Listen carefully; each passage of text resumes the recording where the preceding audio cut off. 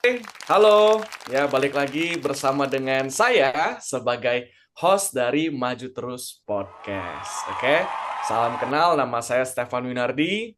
Jadi hari ini kita akan ngobrol-ngobrol bersama dengan salah satu anak muda yang kalau dibilang zaman sekarang termasuk yang disukain profesinya. Coba tebak apa itu? Benar, ya seorang dokter dari mahasiswa sampai sekarang sudah berkarir, tetapi yang menariknya adalah dia bukan dokter biasa aja, tapi seorang anak muda yang dikenal sebagai dokterpreneur. Jadi ada dokter juga, tapi ada belajar usaha juga. Nah, justru ini penasaran nih saya. Biasanya kalau dokter, dokter aja, ya kan? Apalagi kan dokter itu biasanya ada sumpah-sumpahnya sendiri ya. Bahwa kayak, saya pikir dulu dokter cuma hanya bisa di dokter. Ternyata banyak juga loh dokter bisa di pengusaha. Nah, mari kita dengar hari ini kita ngobrol-ngobrol, kita tanya-tanya, kita bahas setajam pisau ya. Nah, jangan silet. Silet udah diambil sama stasiun TV. Nah, setajam pisau. Jadi kita benar-benar bedah. Nanti kalau teman-teman ada mau nanya lebih, leave in the comment juga. Nanti saya bisa nanya lagi. Mungkin kalau menarik kita bikin sesi kedua, oke? Nah, jadi kita panggil langsung special guest kita, ya Dokter Galuh Mahendra. Halo, Oke, halo Galuh. halo. Mungkin Galuh bisa kenalin diri dulu ya. Singkatnya nih nama gitu kan, asal dari mana. Boleh juga kayaknya Galuh pada penasaran kan nih. Wah, kalau ada dokter seorang wanita pasti idaman nih. Mungkin status juga boleh Galuh. Ya, halo semuanya. Halo, Ko Stefan. Kenalin, namaku Galuh Mahendra. Aku asalnya dari Surabaya. Oke? Ya, aku seorang dokter. Sekarang dokter umum ya. Sekarang aku dokter umum di sebuah kabupaten di Jawa Timur. Dan ya, aku sehari-hari sebagai seorang dokter umum. Sehari-hari sebagai dokter umum. Oke. Ya, Berarti statusnya dokter gitu ya. iya, sudah Oke. lulus sekarang. Sangat aman sekali ya teman-teman ya. Oke. Ya jadi hari ini ya seperti yang saya bilang, hari ini ada yang menarik nih, Galuh. Ya, jadi kita akan enak untuk bisa tukar pikiran ngobrol dan Galuh sudah siap ya untuk ditanya-tanya Galuh. Siap dong. Siap ya. Oke. Siap. Nah, gini Galuh. Hal yang paling pertama pribadi kalau saya nih paling penasaran adalah kenapa kamu pilih kedokteran dalam perkuliahan kamu sampai ke karir? Jujur sebenarnya cita-cita ya dari kecil dari TK malah pengen jadi dokter. Nah, seiring berjalannya waktu sebenarnya waktu sekolah sempat kepikiran sih pengen kuliah yang lain. Cuma setelah saya pikir-pikir lagi ternyata ya memang saya tertarik jadi seorang dokter. Waktu itu saya udah baca-baca sih buku-buku teknik, buku-buku ekonomi, tapi emang tertariknya tuh jadi dokter. Kenapa? Karena saya ngerasa saya itu nggak kreatif gitu ya. Jadi kalau misalnya dokter kan kita sudah tahu nih tubuh manusia normal tuh kayak gini ya. Kita tinggal kalau ada yang sakit kita balikin ke normalnya gitu. Jadi ya itu alasannya. Dan saya juga terinspirasi sama mama saya yang kebetulan juga seorang dokter gitu. Oh, jadi dokter ini karena dari kecil sudah lihat salah satunya mama jadi dokter ya. Plus kedua Iya, merasa betul. nggak kreatif. Bukannya dokter kan juga ada butuh kreativitas ya, bisa ngobrol sama nanti anak kecil, ada orang dewasa yang perlu diajak ngobrol, betul nggak ketika lagi konsultasi? Iya betul sih emang harus seni karena orang yang kita hadapi juga beda-beda, dari latar belakangnya beda, pendidikannya beda, dan pengetahuannya juga beda. Jadi kita harus ya menyesuaikan sama pasien yang kita ajak omong. Oh, berarti sebenarnya terlepas nggak kreatif pun ya butuh soft skill lah ya. Iya betul sekali. Ya. Tapi ini menarik sih Galuh. Maksudnya kan nggak semua orang tuh dari kecil tuh apa yang mereka inginkan benar-benar dikejar sampai nanti ketika lulus kuliah. Kayak saya sendiri aja mikirnya dulu pengennya jadi astronot. Saya Kirain jadi jadi dokter juga. astronot. Tapi kan nggak jadi astronot ya. Tapi kalau Galuh dari kecil mau jadi dokter, besarnya benar-benar jadi dokter. Wah, luar biasa. Nah, malah yang paling menarik lagi adalah gimana sih rasanya tinggal di lingkungan atau di lingkungan keluarga yang sebenarnya punya profesi yang sama juga dengan Galuh, dokter-dokter. Gimana rasanya Galuh? eh jadi motivasi sih. Jadi eh, saya lihat mama saya itu sebagai role model gitu. Dia jadi dokter Hmm. yang sangat dedikasi ya meskipun hari libur kalau ada pasien tetap datang, tetap dikunjungi gitu. Jadi saya lihat jadi dokter tuh setengah pelayanan gitu ya. Kenapa? Karena ya mau mengorbankan malam-malam di telepon pasien, mau hari Minggu tetap datangin pasien gitu.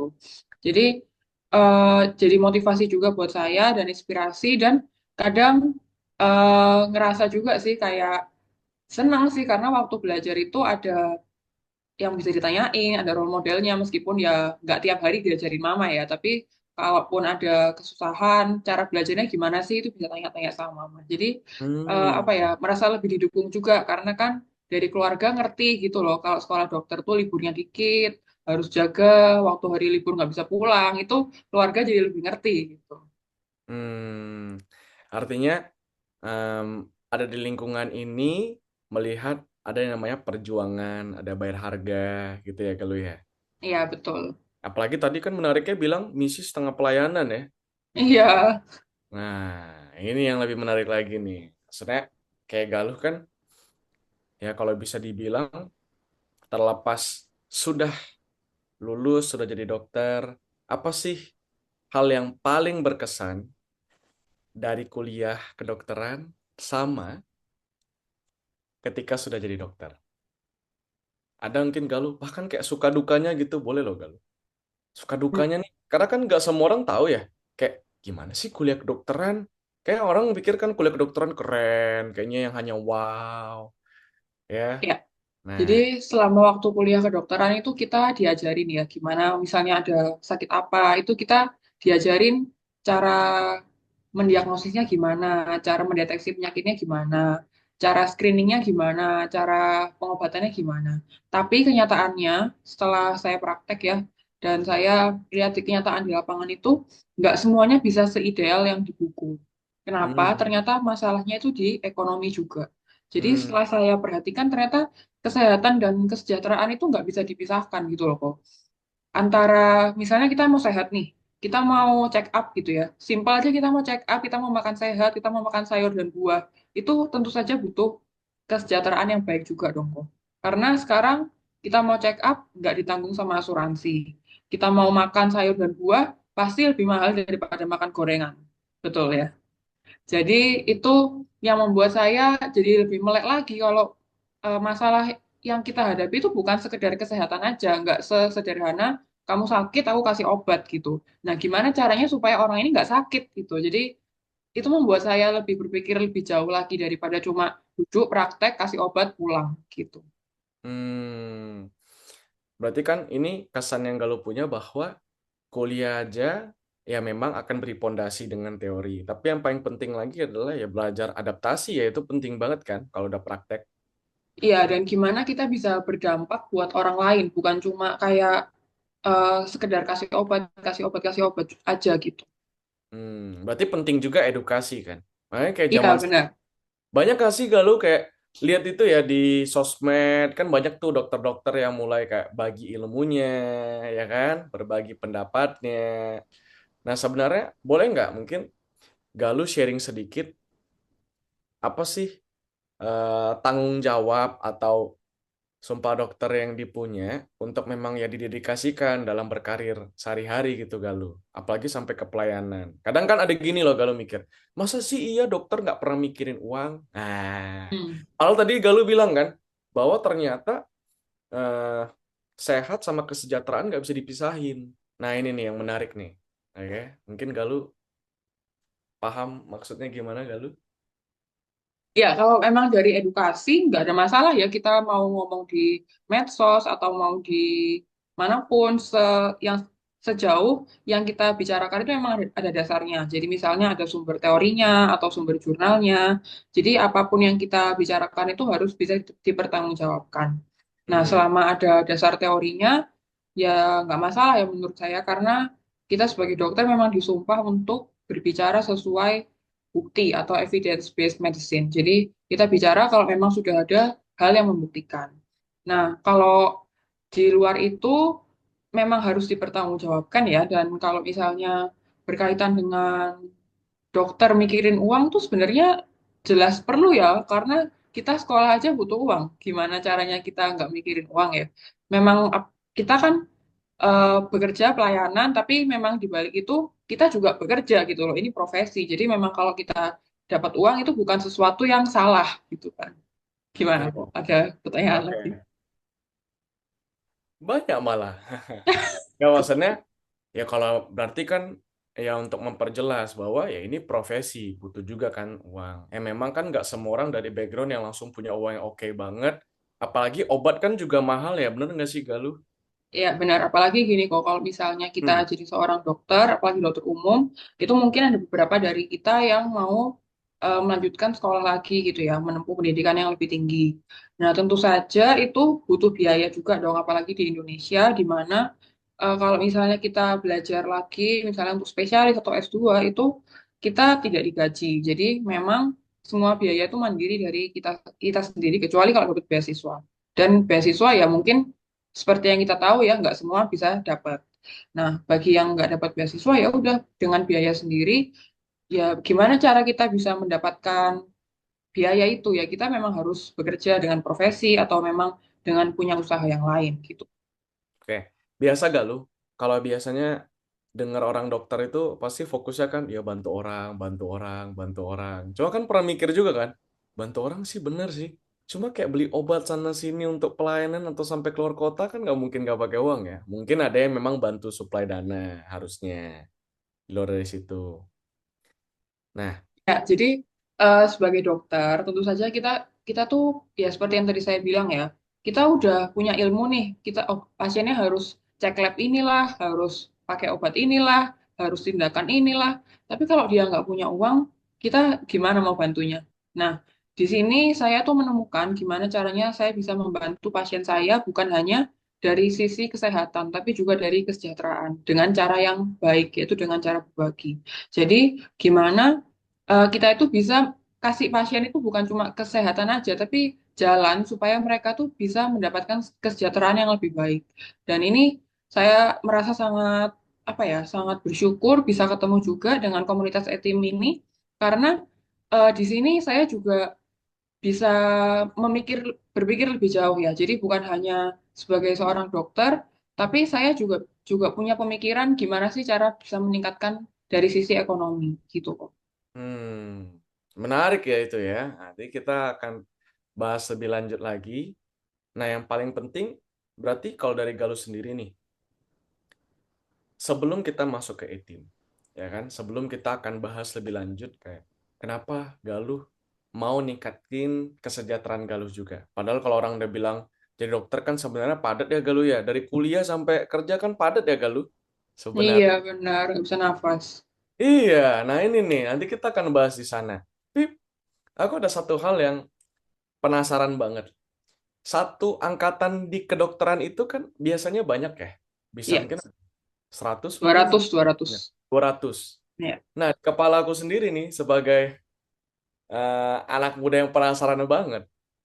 Itu 200 dokter itu ada ya rumah sakit yang bisa nampung. Itu baru satu rumah sakit kan? Satu kampus lah. Ya kan? Nah, kira-kira kalau misalnya dokter ada nggak keterima itu gimana? Nggak lo mungkin nggak bisa praktek, nggak bisa diterima di rumah sakit. Kemana itu dokter-dokternya? Ya dokter-dokter bisa ke luar pulau, bisa bahkan ke pedalaman, atau ya banyak juga dokter-dokter yang setelah menikah mungkin karena harus ngurus anak ya, jadi jadi nggak praktek gitu. Ada juga yang seperti Oh, itu, karena ya memang kalau misalnya kita pikirkan ya, apalagi dokter-dokter yang perempuan itu, makanya sebenarnya saya sangat concern ya sama dokter-dokter yang perempuan. Kenapa? Karena setelah menikah mungkin mereka tidak punya kesempatan buat sekolah lagi atau nggak punya kesempatan praktek.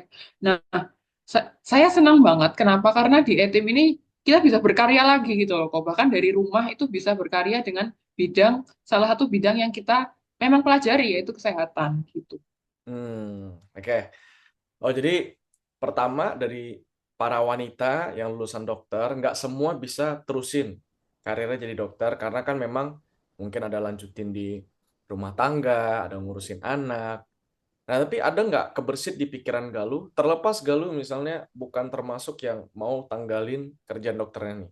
Tapi kayak nanti untuk jangka panjang, em, kan pasti ada nih Galuh, makin lama makin banyak lulusan dokter. Ya, kan? Bahkan ya ketika Galuh lulus kuliah kedokteran ada pemikiran gini nggak? Aduh, nanti kalau udah lulus capek-capek kuliah, udah berapa lama, habis berapa banyak biaya nggak bisa jadi dokter. Nah, ada pernah pemikiran itu nggak Galuh? Atau Kalau pernah? itu pernah sih mikir kayak, wah aku kuliahnya lama juga ya dan biayanya yang dikeluarin juga banyak. Tapi kalau misalnya memang kenyataannya di Indonesia ya seperti ini ya, kita tahu sendiri memang dokternya banyak dan memang mungkin manajemennya kurang baik sehingga kesejahteraannya memang mungkin kurang terjamin. Tapi ya memang itu konsekuensi yang sudah saya ambil. Jadi saya bukan hanya fokus di masalahnya, tapi gimana saya bisa menyelesaikan masalah itu. Kalau misalnya memang kekurangan, misalnya memang butuh support lebih, ya saya lakukan hal yang lain untuk bisa mensupport diri saya gitu. Jadi saya jangan fokus di masalahnya, wah saya dan kayak menyalahkan keadaan gitu ya. Wah kok kurang, kurang, kurang. Ya memang ya lakukan yang lain yang bisa dilakukan gitu. Oke, oke, oke, oke, oke. Ya, makin menarik nih ya. Karena pertama, tadi ya teman-teman yang dengerin, ya kesehatan kesejahteraan. Nyambung juga sih. Oke, itu poin yang bagus. Nah, yang kedua, apa yang bikin Galuh? Nah, ini kita lanjut lagi ya. Kalau tadi kita bahas tentang sedikit tentang perkuliahan, suka dukanya, apa yang paling disuka, terus juga dengan keadaan di mana ketika lulus kuliah dan sudah berkarir. Nah, kita tanya lagi, Galuh nih lebih dalam ke apa yang membuka jalan atau siapa yang pertama kali kenalin e-team ini ke Galuh? Iya, jadi lagi-lagi dari mama saya kok. Jadi waktu itu Oke. mama, iya mama sangat tertarik karena suatu produk kesehatannya. Terus waktu itu karena lagi pandemi kan, jadi saya nonton juga itu Zoom-nya. Nah, di sana saya lihat banyak banget anak-anak muda yang mungkin usianya lebih muda daripada saya ya, tapi Hmm, mereka hmm. sangat lancar dalam bicara, dalam public speaking, dan saya lihat pemikirannya sangat maju. Jadi saya terinspirasi dan pengen jadi bagian dari mereka. Jadi sejak saat itu saya belajar sebenarnya apa sih yang dilakuin sama Etim gitu. Dan saya makin belajar, saya ikuti semua kegiatannya, bahkan sampai luar kota, sampai kemarin saya terakhir ikut leadership bootcamp ya di Malaysia dan itu benar-benar membuka pemikiran saya kalau misalnya eh wah banyak banget sih. Ini ya saya udah sekolah nih dari TK, SD, SMP, SMA, kuliah nggak ada tuh diajarin kayak yang kemarin waktu di bootcamp itu. Jadi saya ngerasa benar-benar nggak rugi, bahkan rugi kalau nggak ikut e-team. Hmm. Boleh spill sedikit nggak Galuh? Maksudnya kan ada banyak yang kebuka dari segi pemikiran ataupun ada hal-hal yang dirasakan, wah ini orang rugi banget nih kalau sampai nggak ikut. Sedangkan zaman sekarang kan, pertama sebagai anak muda, kan di mana-mana banyak pilihan, ada aja komunitasnya, ya kan? Nah yang kedua, belum lagi kalau Galuh, kalau saya tidak salah, Galuh mulai itu dari kuliah ya, kenal Etim. Ya betul, dari kuliah Nah, S1. ini tuh kan padat-padatnya Galuh. Nah itu gimana gitu loh sampai seorang dokter bisa kayak kebuka pikirannya. Biasanya kan aku mau fokus kuliah aja lah, udah padat, udah sibuk, belum lagi misalnya udah kayak akhir-akhir kuliah kedokteran kan makin padat ya. Koas sana sini ya kan. Nah, gimana tuh Galuh? Mungkin apa nih yang pertama kali ngebuka pemikiran Galuh terlepas terinspirasi ya dengan anak-anak muda yang keren? Ada kata-kata yang ngena nggak di Galuhnya sebagai anak muda yang baru pertama kali mau kenal etim, nggak ada hubungannya sama bisnis. Nah, boleh tuh kan, bisa Ya, diceritain. jadi waktu pertama kali saya sering ikut acaranya e-team ya, saya tuh ngerasa eh, ada satu kata-kata yang bikin saya jadi tertampar gitu. Kalau kita tuh Hmm, sebenarnya sehari-hari cuma menggunakan 5% dari otak kita. Itu parah ya. Jadi kayak kadang saya tuh udah ngerasa sok sibuk banget gitu.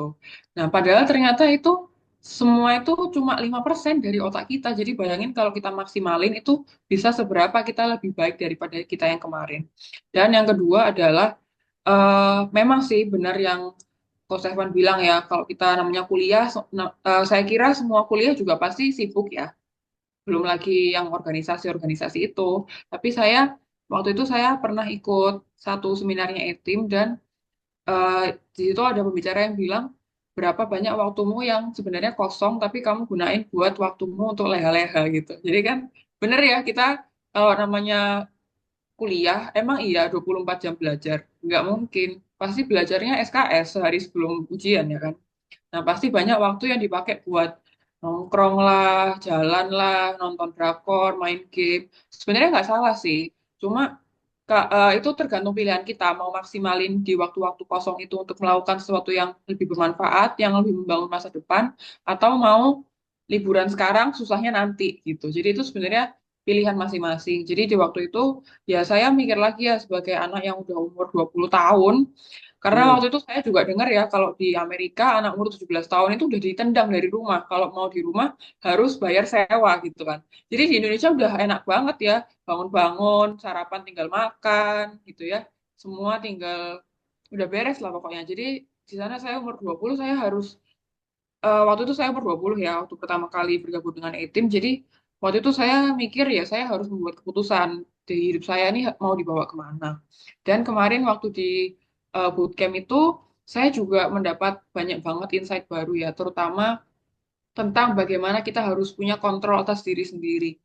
Jadi kadang kita itu menuruti ego atau nafsu kita. Kayak kita pengen, istirahat, capek lah istirahat dulu, atau nantilah dikerjain besok aja bisa gitu. Nah, padahal hal-hal yang seperti itu kalau kita ikutin tiap hari itu makin lama hidup kita tuh makin nggak kemana-mana gitu. Jadi saya ngerasa disegarkan kembali lah dan saya jadi punya semangat yang baru, saya jadi punya disiplin dan komitmen yang baru gimana saya bisa menata hidup saya ini jadi lebih mindful lah ya. Jadi saya mau melakukan apa itu dipikir dulu ini sebenarnya bermanfaat nggak buat saya, ini bisa membawa saya lebih dekat ke tujuan saya atau enggak gitu. Jadi Hmm. banyak pendewasaan lah ya yang saya dapatkan dari bergabung dengan e-team yang awalnya mungkin hanya saya pikir untuk mengisi waktu menjadi lebih bermanfaat ya, tapi lama-lama ternyata membawa saya lebih berpikir dewasa gitu kok. Hmm. Berarti kan poinnya yang tadi saya dapat, mulai ada sebuah prioritas nih dari beberapa kali ikut forumnya ya. Iya Nah, ini benar. menarik ya Galuh. Kan nggak sedikit, bisa jadi pertama kali Galuh ikut, kan nggak langsung suka, nggak langsung oke. Kan ada rasa di mana, aduh, capek ya, males lah, udah aku nggak mau ikut lagi. Pernah nggak Galuh seperti itu, misalnya kayak, aduh nanti dulu lah, padat dulu. Pernah ikut, terus sempat lagi nggak ikut lagi. Tapi belum memang benar-benar merasakan, wah ini timnya akan bantu aku. Pernah Galuh seperti itu? Kalau pernah mungkin bisa sharing. Terus apa yang Galuh lakukan? Apakah butuh support system? Apakah ada orang yang terus semangatin Galuh untuk kenalin kenapa ini akan membantu Galuh? Atau gimana Galuh? Atau tiba-tiba langsung kayak, pokoknya sekali ikut terinspirasi langsung ikut terus pokoknya. Nah, boleh cerita Ya di sini. namanya manusia ya pasti ada sisi semangat banget, ada lagi malas banget. Terutama waktu masa-masa koas itu memang saya rasa capek sih dan waktu itu sangat sulit sih untuk bagi waktunya karena kan kita jaga malam, kita masuk pagi, pulang pagi gitu ya. Hmm. Waktu itu beberapa kali memang saya sempat lost dari ET, maksudnya sempat beberapa kali nggak ikut uh, acaranya, sempat beberapa kali nggak nggak aktif gitu ya. Tapi waktu itu sebenarnya saya nggak ikut juga. Saya sebenarnya mikir sih kayak kok aku jadi kayak hidupku stagnan gitu ya. Jujur Hmm. ya, kadang saya meskipun nggak ada activity di e-team, saya cuma ikut dengerin Zoom-nya aja. Saya tuh ngerasa ada pikiran saya yang disentil-sentil gitu loh, kayak disentil-sentil gitu. Jadi kayak itu bikin saya ada dorongan lah di dalam diri saya untuk kok kamu kayak gini-gini aja sih gitu. Jadi waktu saya sempat beberapa waktu itu off nggak ikut e-team, saya ngerasa kayak kosong gitu. Hmm. Kayak apa ya? Kayak ager-ager gitu ngerti nggak sih? Kayak diem aja. Kamu tuh diem Gampang aja, maju nggak mundur ya, kena. maju Nah, iya, mundur, terombang-ambing, nggak ada iya prinsip. terombang-ambing gitu. Jadi bukan tentang bisnisnya, bukan tentang kamu dapat duitnya, tapi tentang semangat hidup sehari-hari kamu tuh loh. Jadi kayak saya ngerasa, wah, kok ada ya rasa yang hilang gitu ya kalau saya nggak ikut e-team, nggak ikut namanya AEP ya. Jadi AEP itu juga salah satu yang kadang saya bahkan cuma denger aja ya, sambil dengerin, sambil ngerjain yang lain. Tapi saya dari situ saya mendapatkan selalu dapat sesuatu yang baru di setiap pertemuannya gitu.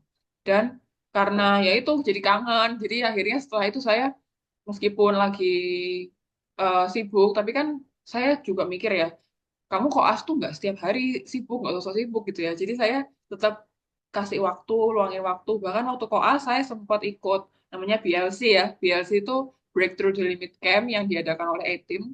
Itu ini ya, kalau saya mau pamer dikit, waktu itu saya paginya ujian tuh jam 8 pagi. Saya sengaja pilih sesi yang pagi, jam 8 pagi, biar jam 11-nya bisa langsung flight ke Jakarta untuk ikut BLC Wow. di Bogor gitu. Oke, menarik nih. Nanti saya akan mau nanya satu hal yang penting, yang biasanya anak muda juga sebenarnya mau coba bangun, tapi belum terlalu ngerti. Nah, tapi gini Galuh, kalau tadi kan udah naik turun, ya kan, terus berasa ada rasa kangen dengan forum-forum di E-Team. Berarti apa yang Galuh rasain ini adalah bukan hanya tentang belajar bisnis, bukan hanya belajar untuk dapat ilmu, tetapi ada panduan hidup ya, compass of life. Nah, jadi ada ilmu kehidupan yang benar-benar nuntun Galuh. Jadi kayak kalau pas nggak ikut yang biasanya udah tertuntun dengan lebih baik, karena kan zaman sekarang nggak semua anak muda punya tujuan yang jelas ya. Nah, Iya, makanya zaman sekarang benar-benar. kan ikut-ikut aja. Ih, dia Iya, keren benar. ini, udah aku ngikut. Dia keren ini, aku ngikut. Yang sebenarnya jadi pelan-pelan nggak bikin diri happy, nggak bikin jadi diri sendiri. Betul ya, Galuh ya? Iya, iya, benar. Ya, Hmm, jadi sebenarnya waktu itu emang sangat bersyukur sih langsung pertama diketemuin sama E-Team. Enggak sih, sebenarnya sebelumnya juga pernah ditemuin sama komunitas-komunitas lain. Cuma nggak tahu kenapa nggak nyantol aja gitu. Nah, ternyata di E-Team ini, karena mungkin saya melihat ya, dari sini support sistemnya bagus banget. Dan semuanya tuh benar-benar mendukung saya, bukan cuma ayo kamu kok hari ini nggak ngapa-ngapain, ayo kamu gitu-gitu. Maksudnya bukan didorong-dorong terus gitu loh, tapi juga dievaluasi gitu, dievaluasi, diperhatiin setiap pribadinya gitu. Dan kalau misalnya Coach Stefan bilang mungkin banyak anak muda yang pengen tapi takut gitu ya mencoba, dan takut nantinya kehilangan arah. Nah, waktu itu saya mikirnya gini sih, waktu kita belajar renang kan kita nggak mungkin kayak baca buku di pinggir kolam renang gitu ya, atau lihat YouTube doang gimana cara berenang gitu. Kita pasti nyebur dulu kan. Nah, ya. di saat waktu itu yang saya pikirin itu sih, saya nyebur dulu, toh juga ada guru renangnya gitu kan. Ada guru renangnya Hmm, yang bakal ngajarin saya. Kalau saya tenggelam juga kaki saya ini nyampe gitu loh. Jadi, dan ada pelampungnya istilahnya gitu lah. Jadi waktu itu saya mikirnya gitu aja, dan saya lihat di komunitas ini tuh, ya saya lihat ke depannya ya. Jadi di depan sana, oh ada anak-anak muda yang kelihatan hebat banget, dan mereka udah bahkan udah bisa beli apartemen sendiri ya, kayak yang wawancara saya ini. Jadi saya ngelihat, oh finishnya itu bagus gitu loh. Jadi saya kenapa enggak coba dulu, toh juga nggak ada ruginya buat saya gitu. Jadi waktu itu saya coba buat nyebur, dan ternyata setelah itu banyak senior-senior yang sangat membantu saya, sangat support dengan saya. Bahkan waktu itu saya di kota Jogja ya, waktu itu saya kuliah di Jogja, disupport banget sama senior sampai datang ke Jogja, sampai kita bikin banyak event di Jogja gitu. jadi ada orang, ada juga forum yang memang sangat membantu Galuh dan Galuh rasain banget itu di E-Team. Jadi bukan hanya seru-seru, bukan hanya keren-keren, bukan hanya ngumpul, tetapi ada pembentukan yang terjadi. Ada orang yang peduli di situ. Wah, poin penting ya. Jadi kalau misalnya ke depannya kan ketika kita tahu banyak orang butuh di luar sana, ya kalau misalnya kita benar-benar peduli, diri sendiri peduli, tahu ini ada forum yang bagus, pasti kan mau ngerangkul mereka untuk tahu ya. Nah, dari Iya komunitas benar. saja udah sangat bagus. Nah, sekarang yang menarik nih tadi Galuh. Tadi sempat aku tunda sedikit. Anak muda terbiasa dengan kata yang namanya labil. Maksudnya ya udah memang aku masih muda, labil gitu loh. Kadang lagi semangat, kadang lagi loyo, kadang lagi mau fokus, kadang mau enggak. Maksudnya kenapa ngomongin ini adalah prioritas. Nah, menurut Galuh sendiri tuh prioritas seperti apa sih Galuh? Nah, kita mulai dari sana dulu Galuh. Ya, jadi mungkin banyak anak muda yang bilang aku ikutin passionku gitu ya. Nah, Iya. terus waktu itu suatu hari kok, aku tuh pernah lihat di suatu reels Instagram yang Hmm. bilang passion itu berasal dari kata pasio. Pasio itu artinya mau berkorban gitu ya. Nah, passion itu adalah sesuatu yang kita mau berkorban buat mencapai itu. Alias sebenarnya passion itu tujuan kita gitu loh. Bukan, oh passionku main game, ya udah aku main game tiap hari, bukan kayak gitu ya. Tapi misalnya passionku adalah aku pengen bisa beli rumah di umur berapa gitu. Jadi akan aku lakukan apapun demi mencapai itu gitu loh. Jadi gimana caranya supaya waktu itu juga namanya labil tuh kayaknya semua usia juga ada labilnya deh, kadang semangat kadang enggak. Tapi apa yang bikin kita tetap bergerak ya meskipun lambat. Kemarin saya dapat sebuah sentilan ya waktu di bootcamp itu. Waktu itu saya capek banget nih, lagi capek banget, jadi sempat berhenti gitu di suatu proses. Tapi waktu itu ada seseorang yang bilang, keep going even if it's slow. Jadi meskipun kamu capek banget, meskipun kamu udah nggak ada tenaga, tetap aja jalan meskipun itu eh, lambat gitu ya. Jadi waktu itu saya em, ya udah saya meskipun saya waktu saya turun, waktu saya lagi nggak semangat, saya tempel mimpi saya tuh di jidat saya gitu. Jadi saya setiap hari bisa lihat, oh saya tuh pengen banget mencapai mimpi saya. Jadi meskipun saya lagi capek dan mungkin nggak ada yang saya lakuin ya, tapi saya tetap ingat mimpi saya itu dan saya cepet-cepet kembali dari masa-masa males itu dan saya berusaha membuat activity saya berusaha melanjutkan apa yang sudah saya kerjakan di etim. Jadi eh, yang nggak lama-lama lah malesnya gitu. Oh menarik tuh ya. Ya pengertian pasio itu tadi bayar harga ya atau berkorban ya tadi ya? Iya, berani bayar harga buat apa yang kita pengen. Oh. Karena kan banyak yang mengartikan passion itu adalah sekedar apa yang disuka. Oh Iya, aku jadi suka sekedar hobi ngelukis, kan. Jadinya aku kayak suka di excuse foto. gitu loh. Oh, Hmm. passionku shopping. Wah, saya juga mau kalau passionnya shopping. Iya tapi shopping kan butuh uang. Bayar harga Iya, nggak untuk punya benar. banyak uang buat bisa shopping, betul kan? Iya, itu. Oke oke oke. Kan nggak bisa pakai kata passion yang arahnya ke arah alasan ya. nggak Iya, nggak suka nggak sesuai yang aku mau aku lagi mau fokus ke sini padahal kalau dipikir-pikir setuju nggak sih Galuh sebenarnya kalau Galuh ada jalan juga yang memang bantu Galuh punya uang atau memang hal yang Galuh butuhkan untuk terpenuhi Galuh kan juga bisa penuhi hal yang memang Galuh suka kan nah itu yang bisa dibilang dengan bayar harga yang berkorban contohnya kayak dokter spesialis itu kan biayanya mahal ya otomatis kan nggak bisa hanya nunggu atau dapat beasiswa begitu iya aja benar-benar. iya kan. Apalagi ada waktu maksimal kita mendaftar. Jadi kita maksimal daftar itu umur 35 tahun. Jadi bayangin nih misalnya kita lulus umur 24 ya, sampai umur 35. Selama 10 tahun itu kita bisa dapat duit berapa gitu buat masuk ke spesialis. Jadi itu juga harus dipikirin ya. Kalau misalnya kadang orang pikir, ada orang bilang ke saya, kok kamu hitung-hitungan banget sih? Ya memang ini harus dihitung gitu loh. Emang duit jatuh dari langit kan enggak. Jadi kita harus realistis ya sama semua tujuan kita. Misalnya saya tujuannya pengen sekolah lagi ya saya harus hitung berapa biaya yang saya butuhkan, berapa lama waktu yang saya butuhkan, bagaimana usaha saya buat mencapai besaran itu. Jadi saya memang harus ngitung ya, karena semua di dunia ini tuh harus realistis gitu. Tapi ini menarik juga nih. Berarti kan kalau bisa dibilang pertama udah kuliah kedokteran, memang tujuannya melayani karena suka untuk bisa bantu orang. Ya, Akan tetapi untuk bisa bantu orang sampai ke spesialis tertentu harus bayar harga, sampai cari jalan, bangun penghasilan atau apapun jalannya untuk bisa nanti ke spesialis ini. Nah, iya, disinilah proses bayar harganya ya. Mungkin nggak suka, capek, kadang kebingungan harus seperti apa, harus nyemplung di tempat yang baru untuk bisa buka jalan sampai ke spesialis itu. Benar juga tuh. Benar, benar, benar, benar. Thank you loh Galuh sharing tadi. Nah, menarik gitu.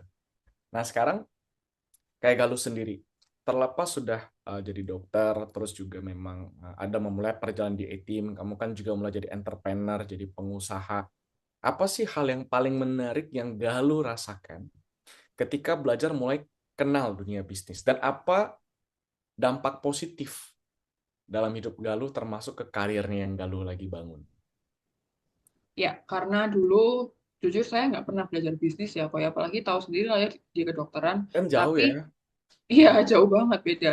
Tapi untungnya waktu saya kuliah itu ada kayak mata kuliah pilihan tentang financial planning for medical doctor. Jadi waktu itu saya ambil tentang financial planning dan waktu itu saya udah mulai kebuka pikiran gimana cara nabung, gimana cara investasi gitu. Tapi satu yang saya pikirin ya, yang penting kan dapat duitnya dulu ya baru bisa ditabung ya. Bener nggak kok? Kalau Iyalah, misalnya kalau nggak dapat duitnya gimana apa yang mau nah, kalau ditabung? dapat duit, kalau mepet buat kebutuhan, gimana cara bisa nabung gitu ya. Iya, Jadi betul yang betul. saya pikirin satu adalah tingkatin income-nya dulu gitu. Nah, Hmm. gimana saya bisa dapat income yang lebih, itu ya ternyata saya bisa dapatkan di e-team ini. Nah, bagaimana caranya? Ternyata ternyata caranya itu tidak tidak mengesampingkan pekerjaan saya sebagai dokter juga. Tidak harus yang setiap hari, nggak harus Mhm. full time. Ternyata yang penting full heart, dan di sini saya sangat dibantu. Yang tadi saya bilang ada support sistemnya, dan banyak banget manfaat-manfaat di luar, uh, bukan hanya sekedar bisnis, bukan hanya sekedar cari uang lebih ya, tapi di sini juga meningkatkan soft skill saya. Dimana tadi saya bilang jadi dokter tuh seni juga, gimana cara ngomong dengan banyak orang, gimana cara meyakinkan orang untuk hidup sehat, gimana cara meyakinkan orang untuk berhenti ngerokok, itu sangat apa ya, sangat abstrak dan nggak ada di textbook gitu. Dan itu ternyata juga saya secara nggak sadar saya dapat banyak pelajaran dari e-team ini. Gimana Hmm. cara kita bisa bicara sama orang, gimana cara kita bisa membuka pikiran orang untuk visi yang lebih maju. Ternyata itu juga banyak sekali yang saya pelajari di e-team Setuju gitu. nggak sih Galuh bahwa sebenarnya hal yang tadi baru Galuh sampaikan dari membuka pikiran orang, dari ngobrol sama orang, bahkan ya kalau bisa dibilang itu kan bagian dari people skill ya, skill berkomunikasi Iya, sama orang, skill managing membangun people. hubungan sama orang, managing people. Iya, Setuju nggak sih Galuh bahwa di setiap profesi manapun sebenarnya itu dibutuhkan? benar. Karena kita pasti berhubungan sama orang ya, bukan cuma sama mesin doang gitu. Betul. Bahkan juga kalau bisa dibilang itu juga berhubungan dekat dengan kehidupan sehari-hari. Iya, benar. Gimana cara kita bisa bersosialisasi di masyarakat ya? Iya, karena kita kan makhluk sosial. Setuju ya, makhluk sosial. Iya, Otomatis kan nggak bisa hanya hidup sendiri. iya, Kita juga butuh lebih banyak kenal orang, karena nggak tahu kapan, di mana, saat kapan kita butuh bantuan dari orang lain. Karena kan nggak iya. bisa semua Yang sendiri. tidak kita duga. Iya, benar. Oh, dari sana ya. Nah, Iya, itu ada beberapa yang tadi udah ya pengen tanya ya dan lain. Nah, sekarang mungkin dari Galuh sendiri, terlepas sudah lulus, sudah mulai berkarir, apa nih planningnya Galuh untuk 5 tahun ke depan, apalagi sebagai seorang wanita? Nah, biasa kan challenge-nya banyak ya. Apa menjebak di ya ini Indonesia pertanyaannya. nih, Galuh? Oke. Di Indonesia biasanya kan kalau udah cewek, Kok belum apa? ditanyain? Iya, kok belum? Kok Kapan belum? nih? Kok belum? Nah, ya kan? Nah, apa pendapat Galuh terhadap hal tersebut dan apa planning Galuh untuk 5 tahun ke depan buat diri Galuh sendiri? Harapannya kan bisa di-sharingkan nih, karena pasti nih dengar-dengar kan para wanita juga yang, aku pengen banget nih begini. Iya, jadi pandangan saya ya, sebenarnya cita-cita saya adalah kalau misalnya nanti saya punya anak, saya nggak mau kerja 2 tahun pertama. Jadi dua tahun pertama tuh saya pengen di rumah aja ngurus anak. Kenapa? Karena setelah saya pelajari, ternyata 1.000 hari pertama kehidupan anak itu sangat membentuk kehidupannya di masa depan. Jadi 1.000 hari itu Hmm. sejak dalam kandungan sampai usia 2 tahun. Nah, yang saya ingin adalah sebenarnya semua wanita tuh juga berpikiran yang sama. Karena ya kalau misalnya kita kerja, oke lah dapat duit ya. Tapi perkembangan anak itu nggak bisa ditukar dengan uang sebanyak apapun. Jadi di sini melalui e-team, saya tuh sebenarnya punya jalan ya buat wanita-wanita, terutama di Indonesia, itu yang kadang harus milih antara karir dan keluarga. Dan di Hmm. e-team ini bisa melakukan dua-duanya kan kok. Karir dan Ya. keluarga, bisa berkarir dari rumah, bisa dari mana aja. Dan saya rasa itu sangat membantu buat wanita-wanita di Indonesia yang, terutama wanita-wanita yang muda yang harus memilih antara karir atau ngurus anak gitu. Jadi itu sangat membantu, dan saya pengen banget ngajak semua wanita-wanita di Indonesia jangan jangan mau ya hanya berpasrah pada keadaan dan misalnya menikah dengan karena keadaan. Jangan mau, karena sebenarnya kita wanita tuh punya apa ya, punya kontrol, harus punya eh, kebebasan buat memutuskan apa yang akan terjadi pada diri kita sendiri. Jadi saya sangat merasa bahwa etim ini sangat membantu saya dalam pikiran, dalam membuat keputusan. Jadi saya sangat mengajak semua wanita buat bergabung di etim. Kenapa? Karena selain punya kontrol yang lebih atas diri sendiri, dengan adanya kemandirian finansial itu bisa membuat kita melakukan lebih untuk keluarga kita. Misalnya kita mau belikan sesuatu buat anak, kita mau sekolahin anak di tempat yang baik, kita mau ngelesin anak yang sekarang pasti nggak murah ya kok ya. Seperti yang kita tahu, Betul. mau les piano, mau les olahraga, mau les apapun, itu kan memberi soft skill lebih ke anak ya. Jadi kadang kita pengen melakukan itu, tapi memang dari finansial kurang. Jadi dari tim ini bukan hanya sekedar kita buat memperkaya diri ya kok ya, tapi namanya kebutuhan keluarga, kebutuhan anak itu kalau kita mau ngasih yang lebih baik, pasti ada harga yang lebih baik juga. Jadi ada harga, ada rasa ya, seperti yang kita tahu ya. Jadi ya itu salah satu motivasi saya sendiri juga ya. Karena saya dari dulu saya ngeliat mama saya itu selalu ngasih saya yang terbaik. Saya mau les piano dilesin, mau les balet dilesin, mau les nari dilesin. Bahkan baru Wow. mau les piano pertama langsung dibeliin tuh pianonya. Jadi saya Hmm. ngerasa saya nggak bisa nurunin standar itu dari mama saya. Jadi apapun yang nanti anak saya pengen explore, saya pengen banget bisa mencukupi itu. Gitu. Menarik nih. Nah, sebelum kita tutup Galuh, ada dua hal yang saya ingin tanya lagi. Kayaknya dari tadi nambah terus ya. Iya, karena kan banyak hal yang kayak, wah banyak nih yang bisa dibahas ya. Nggak semua orang kan tahu gitu loh. Apalagi kalau nggak ada orang yang memang jadi kenalan dokter atau sering diskusi, ngobrol. Nah, kayak misalnya yang pertama gini nih, Galuh. Termasuk buat para wanita ya. Buat saya, hidup sebagai wanita di Indonesia tidak segampang itu. Apalagi kan ada ingin, pengen ini. Harusnya kan dengan kalau jadi dokter, belajar ada prinsip. Belajar tegas ya. Kalau dokter kan ada ambil keputusan nih, iya apa tidak. Nggak hitam atau putih, nggak ada abu-abu, bener nggak? Dokter nggak ada yang jawabnya abu-abu gitu kan. Ada lah. Oh ada ya, oke. Ada dong. Ada. Nah cuma kan pasti tetap memutuskan hitam dan putih. Ya. Nah, gimana menurut Galuh prinsip itu di dalam hidup Galuh sendiri?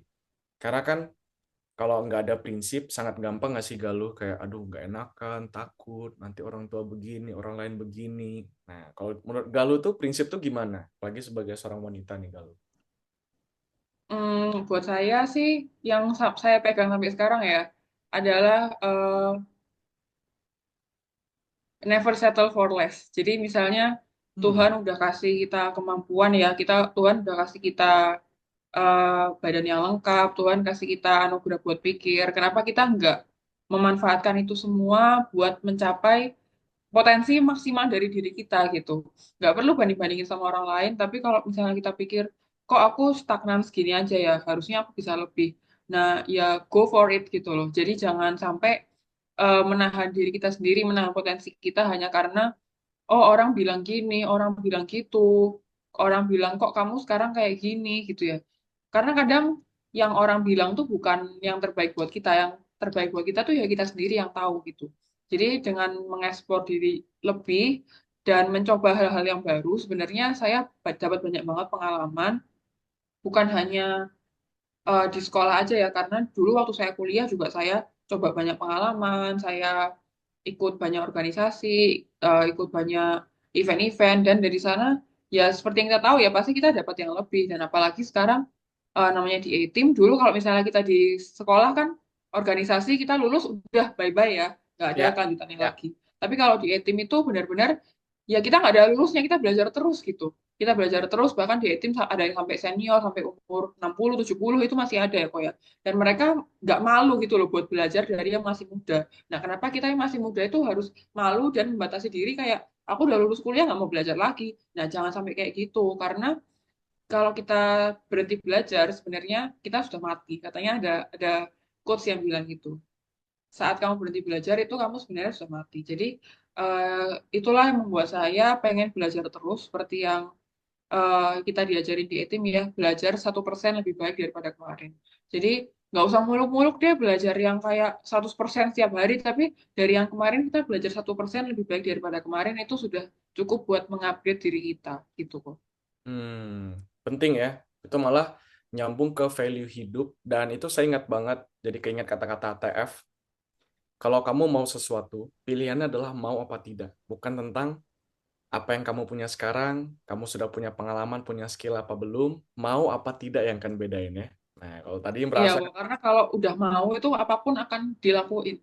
iya kan Tapi kalau kalau kamu nggak udah mau mau, kayak tinggal perjuangin, betul ya? Betul. gimana ya?